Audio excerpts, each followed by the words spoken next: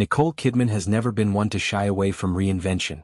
From her breakout roles in the 1980s to her Oscar-winning triumphs decades later, the Australian actress has built a career on transformation, shedding skins, embracing challenges and emerging stronger each time. Now, at a pivotal juncture in her personal life, she's poised for her most audacious pivot yet, trading the familiar landscapes of Nashville and Sydney for the sun-drenched shores of Portugal. Following her recent separation from husband of nearly 2 decades, Keith Urban, Nicole has set her sights on the exclusive CostaTerra Golf and Ocean Club, a sprawling luxury enclave an hour south of Lisbon, often whispered about as the Hamptons of Portugal. It's a move that signals not just a change of scenery, but a profound reclamation of self, as she prepares to face her first winter as a single woman with daughters Sunday Rose and Faith Margaret in tow. The decision to apply for residency in Portugal came swiftly after the couple's split became public knowledge. In July, Nicole submitted her paperwork to the country's Agency for Integration, Migration and Asylum, AIMA, a mandatory step that required an in-person visit. She touched down at the Tires airfield in Cascais, the affluent seaside haven just outside Lisbon, her presence drawing quiet buzz among locals accustomed to celebrity sightings.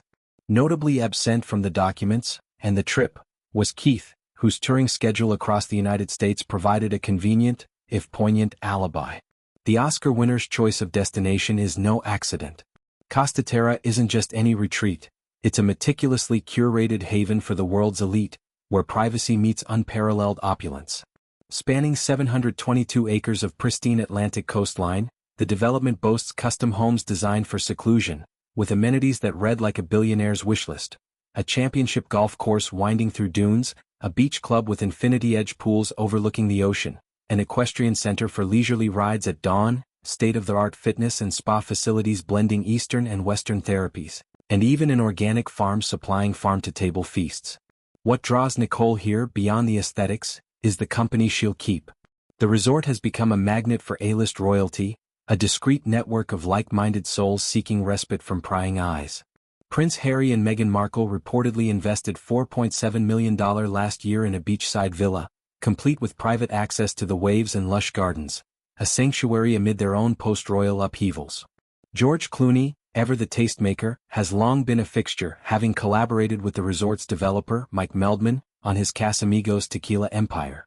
Meldman, the visionary CEO of Discoveryland Company, snapped up the land in 2019 with a staggering £435 million infusion, transforming it into a members-only paradise.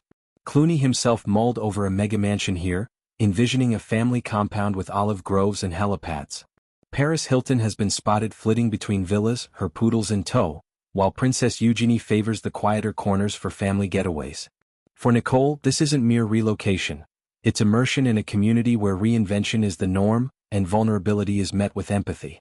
The roots of this move trace back to a marriage that, for all its public glamour, was fraying at the edges. Nicole and Keith wed in 2006, a union of 2 powerhouse talents, her poised elegance complementing his raw country rock charisma.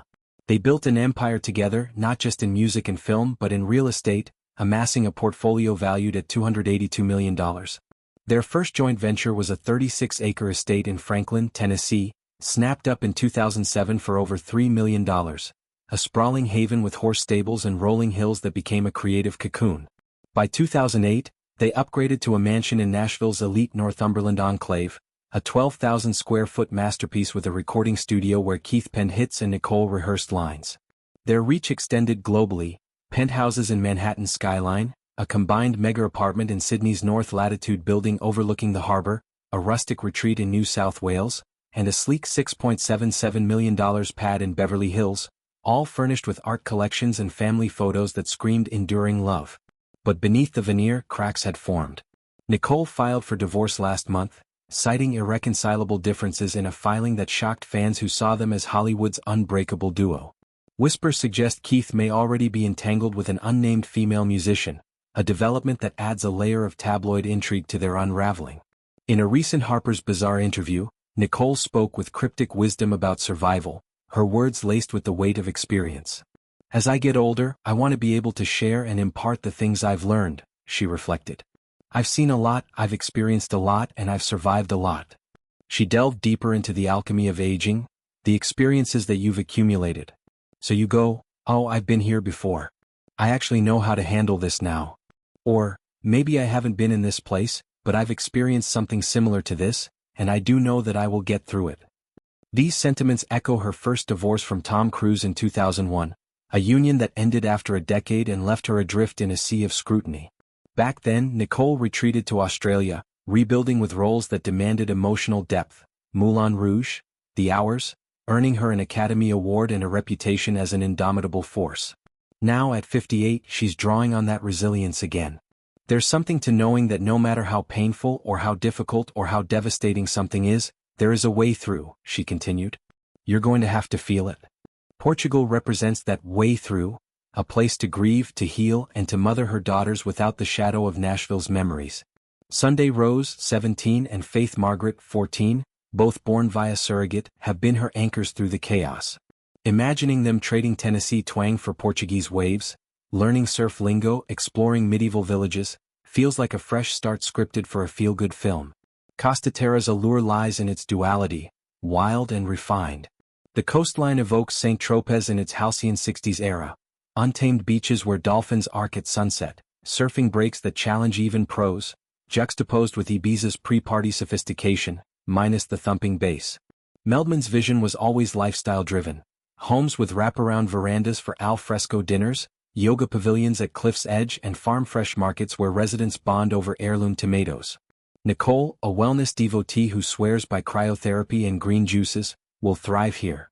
Picture her mornings: a sunrise gallop on the equestrian trails, followed by a spa session unwinding knots from years of red-eye flights. Afternoons could mean mentoring her girls on set visits or script reads by the pool, instilling the grit that carried her from Bond girl to Big Little Lies matriarch.